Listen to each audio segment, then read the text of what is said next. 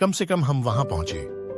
मैं इस बात से बहुत प्रभावित हूं कि इन दिनों राजनीतिक नेतृत्व में इस स्तर का ज्ञान है, लेकिन पहली बात जो आपको समझने की जरूरत है वह यह है कि शिव शक्ति किसी देवी देवता के नाम नहीं है। हम दो मूलभूत शक्तियों के बारे में बात कर रहे हैं, दक्षिणावर्त, वामावर्त, पुल्लिंग, स्त्रीलिंग। खैर, अन्य संस्कृतियों में वे इसे यिन और आंग, यांग और कई अन्य चीजें कह सकते हैं।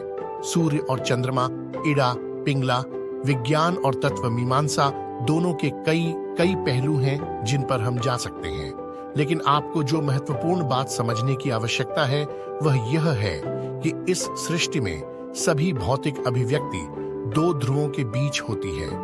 इस बारे में कोई सवाल ही नहीं है।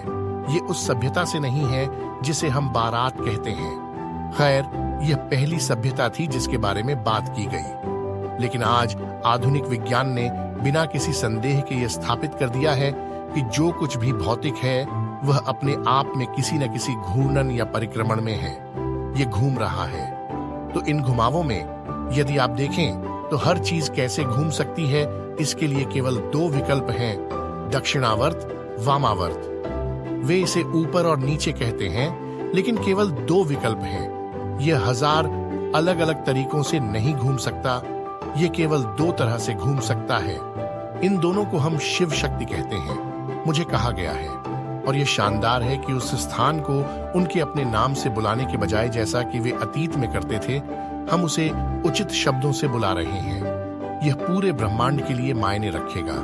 आप इसे समझना और इसे अपने भीतर अनुभव करना ही योग का मूल पहलू है।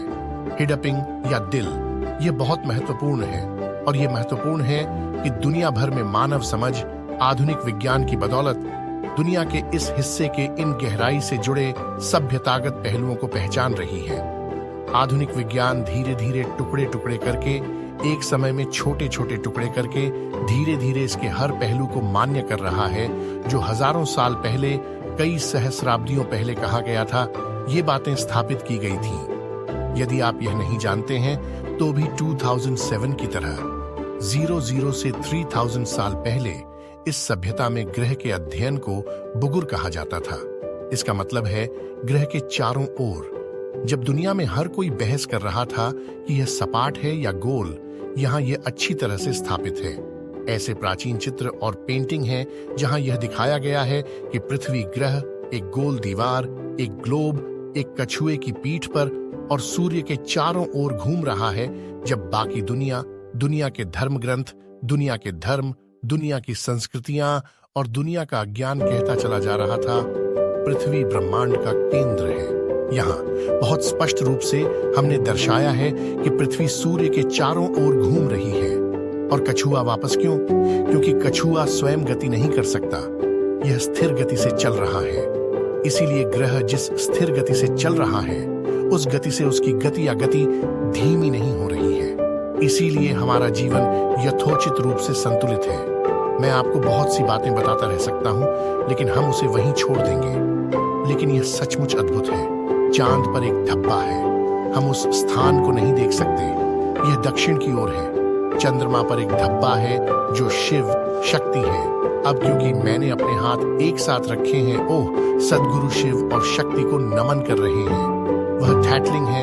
एक बार भी मैं अस्तित्व के बारे में सच्चाई के सामने झुक रहा हूं, क्योंकि यही एकमात्र ऐसी चीज है जो हमारे जीवन में मायने रखती है। इस बारे में सच्चाई क्या है? हर चीज के बारे में सच्चाई क्या है? यही सब मायने रखता है। आप अपने दिमाग में जो सोचते हैं उसका कोई खास मतलब नहीं है। यह आपके साथ मरता है या यह आपको मार देता है। यदि आप जल्द ही अपनी अज्ञानता को नहीं मारते हैं तो यह आपको कई तरीकों से मारता है, या कम से कम यह आपके साथ ही मर जाता है। सच्चा जीवन क्या है, चाहे हमारा अस्तित्व हो या ना हो?